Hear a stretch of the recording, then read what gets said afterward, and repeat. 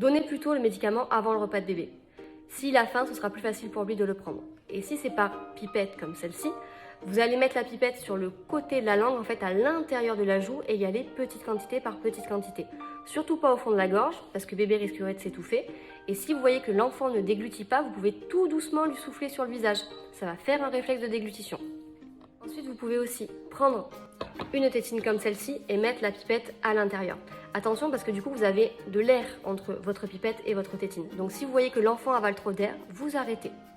Il existe aussi en pharmacie des sucettes qui ressemblent à peu près à des sucettes classiques comme celle-ci, sauf qu'il y a un petit réservoir de 5 ml dessous et vous pouvez mettre le médicament à l'intérieur. Elle existe en deux tailles, entre 0,6 mois et en 6,24 mois. Donc là, en fait, l'enfant tète le médicament et généralement, ça passe un petit peu mieux. Si le médicament le permet, vous pouvez tout à fait mélanger le médicament à une compote ou un yaourt par exemple. Cependant, il vaudra mieux mélanger le médicament dans une cuillère plutôt que dans le pot de yaourt ou de compote en lui-même. Et si l'enfant recrache le médicament, vous pouvez très doucement venir prendre un petit peu les joues comme ça pour lui faire un petit peu la mousse, ça l'empêchera de recracher. Vous pouvez aussi mettre le médicament au frigo avant. Le fait qu'il soit froid, ça va venir anesthésier les papilles gustatives de bébé et en plus de ça, s'il est froid, il aura moins de goût. Donc c'est quelque chose que vous pouvez tenter aussi. Après, il faut vérifier que le médicament soit compatible avec une mise au frigo.